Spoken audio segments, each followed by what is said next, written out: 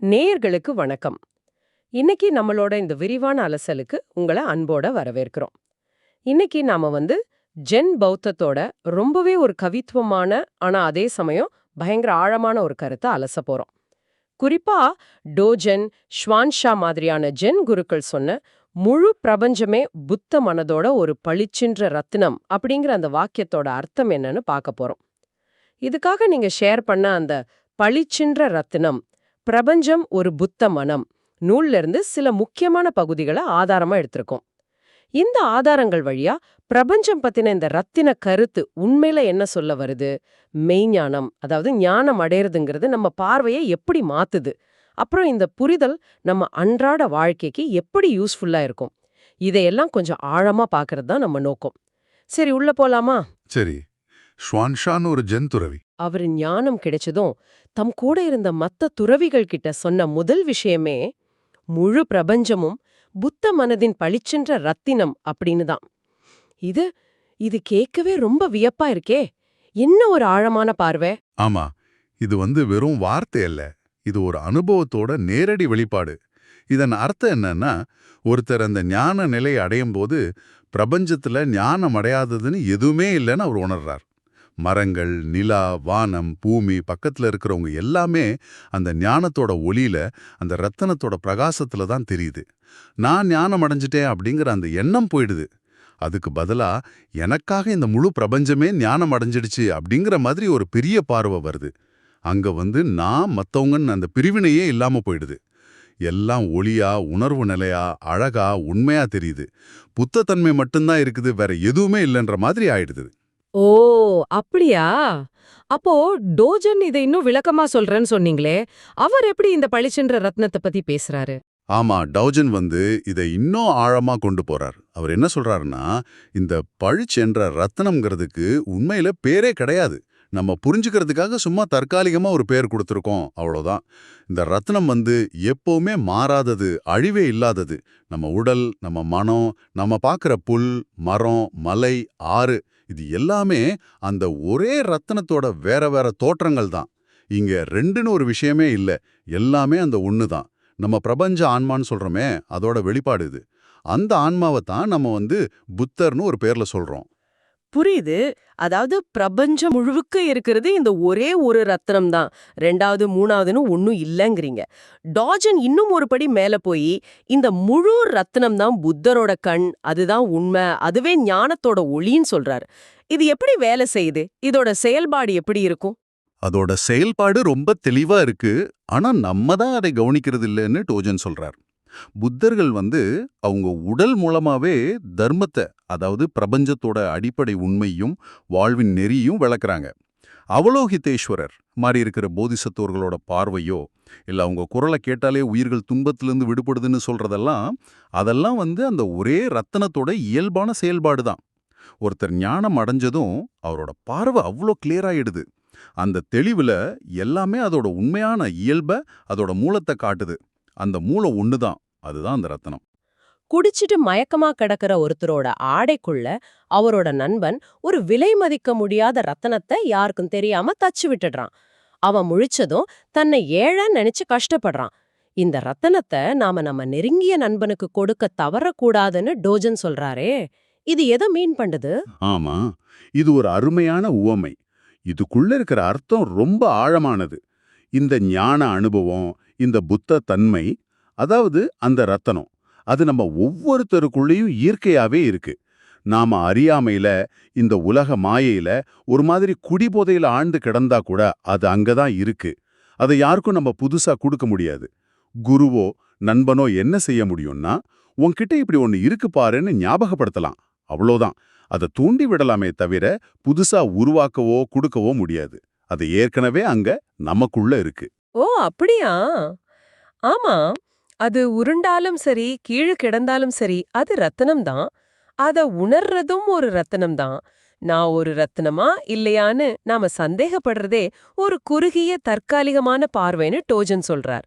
இது நம்மளோட சுயமதிப்பு பத்தின சந்தேகங்களுக்கு கூட ரொம்ப பொருந்துதே. மிகச்சரியா சொன்னீங்க. அதோட மதிப்பு அளவிட முடியாதது. அதோட நிறமும் ஒளியும் அவ்வளோ பிரைட்டா, யூனிக்கா இருக்கும். அதை யாரும் திருடவோ பறிக்கவும் முடியாது. மார்க்கெட்ல இது சரியில்லை, இது ஓடாதுன்னு தூக்கி போடவும் முடியாது. பிறப்பு, இறப்பு, சுழற்சி பத்தியோ, கர்மா பத்தியோ, வினைப்பயன் சட்டம் லா ஆஃப் காசாலிட்டி பத்தியோ கூட கவலைப்பட தேவையில்லை. ஏன்னா இந்த ரத்தினம் அந்த சட்டங்களையும் உள்ளடக்கினது. அதெல்லாம் இதோட ஒரு பகுதி தான். அந்த அளவுக்கு இது ஃபண்டமெண்டல் ஆனது. இதுதான் இந்த பளிச்சன் ரத்தினத்தோட இயல்பு. ஆனா ஒரு விஷயம், இந்த ஞான அனுபவம் ஒண்ணுதான், ஆனா அதை வார்த்தையால விவரிக்கிறது ரொம்ப கஷ்டம். அதை வெளிப்படுத்த 1000 வழிகள் இருக்கலாம். கவிதை, கதை, மௌனம், அப்படி இப்படி. ஆனாலும் எந்த வார்த்தையும் அது முழுசா சொல்லிட முடியாது. மொழி அந்த அனுபவத்துக்கு ரொம்ப கீழே இருக்கு. ஒரு வகையில இதுதான் அதோட அழகும் கூட. அதோட எல்லையற்ற தன்மையை காட்டுது இல்லையா? ஆமா. ஆனா அப்படி ஒரு அனுபவத்த அடைஞ்சவங்க, அத தனக்குள்ள மட்டும் வச்சுக்க முடியுமா? அதோட சந்தோஷத்த பகிரணும், பாடணும், எப்படியாவது இந்த சொல்ல முடியாதத மத்தவங்களுக்கும் புரிய வைக்கணும்னு ஒரு உள்ளுணர்வு வரும் போல இருக்கே. மத்தவங்களும் இத கண்டுபிடிக்க முடியும். அவங்க வழிய மறந்துட்டாங்கன்னு நெனச்சு, அவங்கள உள்ள திரும்பி பார்க்க தூண்டுறாங்க. நாம படிக்கிற ஜென் கதைகள், கோவான்கள், குருசீடர் உரையாடல்கள் இதெல்லாம் இந்த மாரி தூண்டுதல்கள் தானோ? நிச்சயமா. குருவோட முயற்சிங்கிறது சாத்தியமில்லாதத செய்ய முயற்சி பண்ற மாதிரி தோணலாம். எப்படி வார்த்தையால உணர்வை கடத்த முடியும்? ஆனா இது வெறும் மனசோட முயற்சி இல்ல. இது ஆழ்ந்த அன்பு கருணையோட வெளிப்பாடு. சில சமயம் இது நடக்கவும் செய்யுது. ஏன்னா இது புதுசா எதையும் புகுத்துறதில்ல. ஏற்கனவே இருக்கிறத ஒரு ஞாபகப்படுத்துதல், ஒரு அங்கீகாரம் மட்டும்தான். அதனால ஒரு நாள் எல்லாராலையும் இதை உணர முடியுங்கிற நம்பிக்கை குருவுக்கு இருக்கு. குருவோட நோக்கம் பல ஜென்மங்களா மூடியிருக்கிற நம்ம கண்கள்ல படிஞ்சிருக்கிற தூசிய தட்டி நம்ம விழிக்க வைக்கிறதுன்னு சொல்றாரு ஆசிரியர். ஒருவேளை கண்கள் பல பிறவிகளா மூடியே இருந்திருக்கலாம். நமக்கெல்லாம் கண்களே இல்லேன்னு கூட நம்ம நினைச்சிருக்கலாம். விழிக்கும்போது குருவோட முயற்சிகள்ல சில குறைகள் தெரியலாம். ஏன்னா சொல்ல முடியாதத சொல்ல நேரடியான கரெக்டான வழி எதுவும் இல்ல. ஆனா அந்த முயற்சிக்கு பின்னால இருக்கிற கருணை புரியும்போது நன்றி சொல்ல தோணும். புத்த தன்மையை உணர்றது எல்லாருக்கும் சாத்தியம்னா ஏன் இன்னிக்கே கூடாது அப்படின்னு ஆசிரியர் ஒரு கேள்வி கேட்கிறார். இது ஒரு நல்ல கேள்விதான். முற்காலத்துல புத்தர்கள் நிறைய பேர் இருந்தாங்க, ஞானம் அடைஞ்சவங்க பத்தின கதைகள் நிறைய இருந்தது. அதனால அது சாத்தியம்னு தோணுச்சு. ஆனா இன்னைக்கு புத்தருங்கிறது வெறும் ஒரு வார்த்தை மாதிரி ஆயிடுச்சு. உண்மையான ஒரு புத்தரை கண்டா கூட அவரை அடையாளம் கண்டுபிடிக்கிறது கஷ்டமாயிடுச்சு. நாம இந்த பௌதீக உலகத்துல பொருள் சார்ந்த விஷயங்கள்ல அன்றாட பிரச்சனைகள்ல ரொம்ப மூழ்கிட்டோம். அந்த ஆன்மீக மொழி நமக்கு மறந்து போன மாதிரி இருக்கு. இது நம்ம தேடலுக்கு ஒரு தடையா இருக்கு. இந்த இடத்துல ஆசிரியர் ஒரு முக்கியமான விஷயத்த சொல்றாரு. தியானம் இல்லனா இது மாதிரி ஆன்மீக கூட்டங்கள்ல சும்மா ஒரு பார்வையாளரா இல்லாம ஒரு பங்கேற்பாளரா இருக்கிறது எவ்வளவு முக்கியம்னு சொல்றாரு. இது கொஞ்சம் விளக்கமா பார்க்க வேண்டிய விஷயம் போல இருக்கே. பார்வையாளரா இருந்தா என்ன தப்பு? ஆமா, அவர் ஒரு கவிஞர்கள் கூட்டத்தை பத்தி நடந்த ஒரு அனுபவத்தை இங்க உதாரணமா சொல்றாரு. சிலர் கவிதை படிக்க வந்திருந்தாங்க, சிலர் கேட்க வந்திருந்தாங்க. ஆனா இன்னும் சில கவிஞர்கள், அவங்களும் கவிஞர்கள் தான் என்றாலும் அன்னைக்கு சும்மா பார்வையாளரா மட்டும் வந்திருந்தாங்க.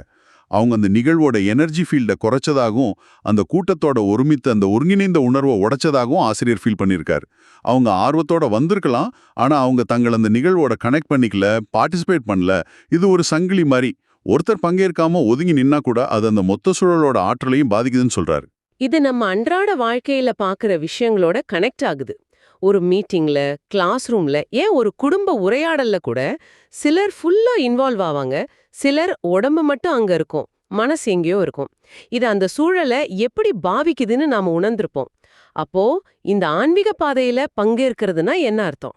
இதோட நோக்கம் மெதுவா உலகம், உடல், மனம் பத்தின நம்ம புடிமானங்களை தளர்த்தி எது நிலையான உணர்வு நிலை கான்ஷியஸ்னஸ்னு பிரிச்சு அறியறது தான். அந்த உணர்வு நிலை தான் புத்தர்.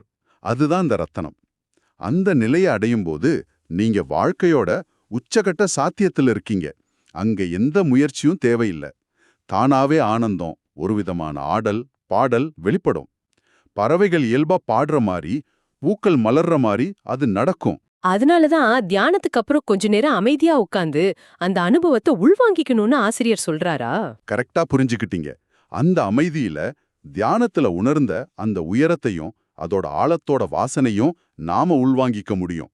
அப்படி செய்யும்போது அந்த அனுபவம் நம்ம கூட தங்கி வருஷம் முழுக்க மெதுவா ஒரு புத்தரா வாழ உதவுன்னு சொல்றாரு. ஒரு தடவை புத்தர்னா எப்போதுமே புத்தர் தான் அப்படின்னு அவர் ரொம்ப உறுதியா சொல்றாரு.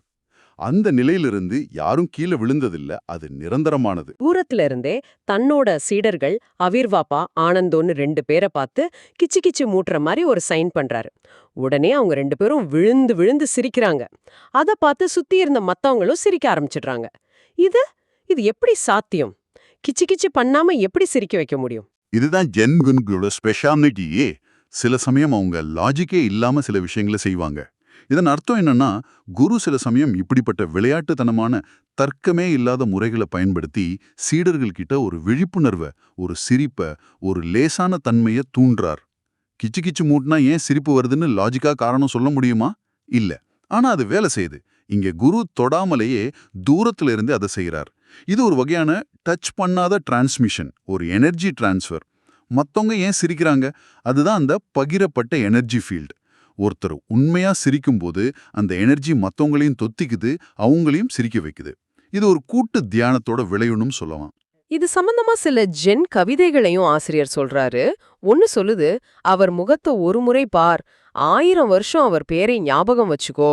இது குருவை பத்தி சொல்ற மாதிரி இருக்கு. ஆமா, ரொம்ப அழகான வரி. ஏன்னா உண்மையான குருவோட முகத்துல சீடன் தன்னோட உண்மையான முகத்தை பார்க்கறான். குரு ஒரு சுத்தமான கண்ணாடி மாதிரி செயல்படுறாரு. நீங்க குரு கிட்ட எவ்வளவு தூரம் நெருங்கி போறீங்களோ அந்த அளவுக்கு குருவோட கண்கள்ல, அவரோட இருப்புல, அவரோட ஒவ்வொரு அசைவுலையும் உங்களோட சொந்த புத்தத்தன்மையோட பிரதிபலிப்பை பார்க்க முடியும். இன்னொரு கவிதை, ஒரு அழைப்பு 100 தோழர்களை ஈர்க்கிறது, ஒரு புன்னகை 10,000 ரசிகர்களை வரவழைக்கிறது. இது புத்தரோட மகிழ்ச்சி சக்தியை பத்தி சொல்றதா? நிச்சயமா இது ஒரு புத்தரோட இல்ல ஞானம் அடைஞ்சவங்களோட இருப்புல இருக்கிற அந்த மேக்னெட்டிக் பவரை பத்தி சொல்லுது. அவங்களோட இருப்பு, அவங்களோட மௌனம், அவங்களோட புன்னகை, அவங்களோட கருணை, இதுவே ஆயிரக்கணக்கான பல்லாயிரக்கணக்கான ஆன்மீக தேடல் உள்ளவங்கள இயற்கையா ஈர்க்குது. அது அந்த ஞானத்தோட ஆழம், கருணையோட வீச்சு, இதெல்லாம் பொறுத்துது. அந்த கிச்சு கிச்சு மூட்டுற நிகழ்வுல கூட இதை பார்க்கலாம். அவர் செஞ்சது 2 பேருக்கு, ஆனா அந்த சிரிப்பு அங்கிருந்து எல்லாரையும் தொத்திக்குது. ஆசிரியர் இங்க ஜே கிருஷ்ணமூர்த்தி பத்தி பேசும்போது ஒரு இன்ட்ரெஸ்டிங்கான விமர்சனம் வைக்கிறாரு. கிருஷ்ணமூர்த்தி ரொம்ப சீரியஸ் ஆனவரனும், அதுதான் அவரோட ஒரே குறைன்னு சொல்றாரு. அவர் ஞானம் அடைறது ஒரு பயங்கர சீரியஸான விஷயமா பார்த்தாருங்கிறது ஆசிரியரோட பார்வை. இது கொஞ்சம் ஆச்சரியமா இருக்கு. ஆமா ஆசிரியர், அப்படி ஒரு கருத்தை சொல்றார். கிருஷ்ணமூர்த்தி 70 வருஷம் கடுமையா பேசியும் போதிச்சும் ஒருத்தர் கூட ஞானம் அடையலைங்கிற வருத்தம் அவருக்கு கடைசி வரைக்கும் இருந்ததா ஆசிரியர் சொல்றார். அவரை இறக்கறதுக்கு முன்னாடி சொன்ன கடைசி வார்த்தைகளை ஆசிரியர் சொல்றது, மக்கள் ஞானத்தை சீரியஸா எடுத்துக்கிறது இல்ல, அது ஒரு பொழுதுபோக்குன்னு நினைக்கிறாங்கன்னு. ஆனா ஆசிரியரோட கருத்து இதுக்கு நேர் எதிரா இருக்கு. ஞானங்கிறது ஒரு உலகளாவிய பொழுதுபோக்கு, அது ஒரு எல்லையில்லாத சிரிப்புன்னு சொல்றாரு. சீரியஸா இருக்கிறதுங்கிறது பழைய தீர்க்கதரிசிகளோட குறைபாடுன்னும், அதனாலதான் மகாவீரரோ கௌதம புத்தரோ சிரிக்கிற மாதிரி சிலைகளை நம்ம பார்க்கறதில்லன்னு சொல்றார். மனம்தான் சீரியஸ் ஆனது. மனம் போன பிறகு ஒருத்தர் ஒரு சின்ன குழந்தை மாதிரி இயல்பா விளையாட்டுக்கனமா ஆகிடுறாங்க. அப்போ சிரிப்பு இயல்பா வருங்கிறது ஆசிரியரோட வாதம். அதனால நமக்கு சிரிக்கிற புத்தர்கள் தேவைன்னு ஆசிரியர் சொல்றார். சீரியஸ்னஸ் இல்லாத சந்தோஷமான விளையாட்டுத்தனமான ஒரு பாதையை முயற்சி பண்ணுவோம்னு சொல்றார். இது வழக்கமான ஆன்மீக பார்வைகள்ல இருந்து கொஞ்சம் வேற மாதிரி இருக்கு, சிந்திக்க வைக்குது. கிருஷ்ணமூர்த்தியோட அந்த சீரியஸ்னஸை டெஸ்ட் பண்ண, அவரை வேணும்னே கோவப்படுத்த, தன்னோட சீடர்களை காவி உடையோட மாலையோட அவர் கூட்டங்கள்ல முன்வரிசையில உட்கார சொன்ன நிகழ்வையும் ஆசிரியர் ரொம்ப நகைச்சுவையா சொல்றார். கிருஷ்ணமூர்த்தி ஈஸியா கோவப்பட்டார்னோ அது அவரோட தீவிரத்தன்மையை உறுதிப்படுத்துச்சுன்னு ஆசிரியர் குறிப்பிடுறார். இது ஆசிரியரோட தனிப்பட்ட பார்வை, அவரோட அனுபவம். சிரிப்பை போலவே அழுவதையும் ஆசிரியர் முக்கியமானதா பார்க்கறாரு போல. இன்னொரு ஜென் கவிதையை மேற்கோள் காட்டுறார். ஆனந்த கண்ணீர் வழிந்தோழுகிறது, தலைமுடி நரைப்பதை பொருட்படுத்தாமல். இது எதை சொல்லுது? இதுவும் ரொம்ப முக்கியமான ஒரு கருத்து. நம்ம முழுமையை ஏத்துக்கிறது பத்தினது. சிரிப்பை போலவே சில சமயம் முழுசா அழறதும், தேங்கி கிடக்கிற மனபாரங்களை நீக்கி நம்மளோட உள் சத்தைய, அந்த ரத்தினத்தை அடைய உதவக்கூடிய ஒரு வழின்னு கவிஞர் சொல்றாரு. அது ஆனந்த கண்ணீரா இருக்கலாம், துக்கத்தோட கண்ணீரா இருக்கணும். ஆனா அதை அடக்காம முழுசா அனுபவிக்கிறது அவசியம். நேரம், வயசு, மத்தவங்க என்ன நினைப்பாங்கன்னெல்லாம் கவலைப்படாம சிரிக்கிறதையும் அழறதையும் முழுசா கத்துக்கிட்டா அது நம்ம உள்மையத்தை அடையிறதுக்கான எளிய வழிகள்ல ஒண்ணுன்னு சொல்றார். எல்லா உணர்ச்சிகளையும் முழுசா ஏத்துக்கிறதோட வாழ்றதோட முக்கியத்துவத்தை இது காட்டுது. ஃபைனலா குருவோட அழகு பத்தின கேள்விக்கு ஒரு அழகான பதில் வருது. குருவோட அழகுங்கிறது சீடரோட அன்பு, நம்பிக்கையோட பிரதிபலிப்பு தானு ஆசிரியர் சொல்றார். இது எப்படின்னு கொஞ்சம் சொல்லுங்களேன். ஆமா, குருவோட உடல் ஒரு நாள் மறைஞ்சிடும்.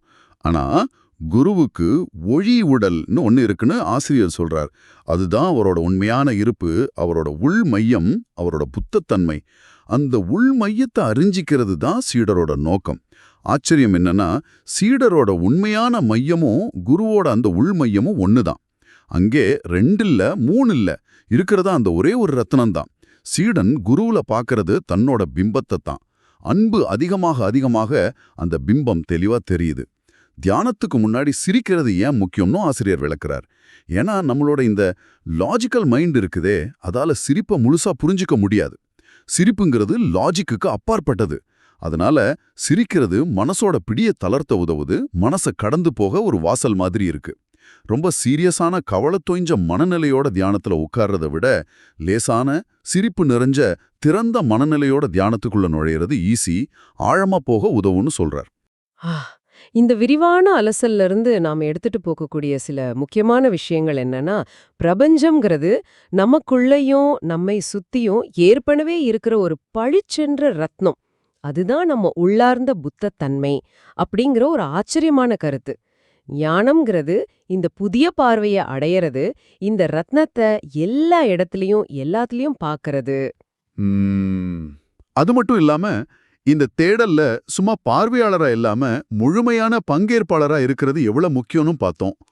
குருவோட கருணை நிறைஞ்ச தூண்டுதல்கள் சில சமயம் அது லாஜிக்கே இல்லாம இல்ல நகைச்சுவையா இருந்தா கூட எப்படி நமக்கு உதவுதுன்னு கண்டோம். குறிப்பா ஞானத்தை ஒரு பாரமான சீரியஸான விஷயமா அணுகாம அத சந்தோஷத்தோட விளையாட்டுத்தன்மையோட ஒரு சிரிக்கிற புத்தரா அணுகிறதோட முக்கியத்துவத்தையும் ஆசிரியர் சொல்றத உணர்ந்தோம். இது நம்ம எல்லா உணர்ச்சிகளையும் சிரிப்பையும் கண்ணீரையும் முழுசா ஏத்துக்கிட்டு வாழ்றதையும் உள்ளடக்கியது. இந்த உரையாடல் உங்களுக்கு சில யோசனைகளை தூண்டியிருக்கும்னு நம்புறோம். ஒருவேளை உலகத்தையும் உங்களையும் இந்த பளிச்சென்ற ரத்தனமா பார்க்கிற பார்வை உங்க அன்றாட அனுபவத்தை எப்படி மாத்தலாம்னு நீங்க கொஞ்சம் யோசிச்சு பார்க்கலாம். உங்க சொந்த புரிதல் தேடல்ல சும்மா பார்வையாளரா இல்லாம உண்மையான பங்கேற்பாளரா இருக்கிறது உங்களுக்கு என்ன அர்த்தத்தை தருது? கடைசியா நீங்க உங்களையே கேட்டுக்க வேண்டிய ஒரு கேள்வி. இந்த போதனைகள் படி உங்களுக்குள்ளேயும் உங்களை சுத்தியும் ஏற்கனவே ஒளிந்துகிட்டு இருக்கிற அந்த ரத்தனத்தை காண விடாம தடுக்கிற அந்த தூசி எதுவா இருக்கலாம். அது உங்க எண்ணங்களா, உங்க பழக்க வழக்கங்களா, இல்ல வேற ஏதாவதா?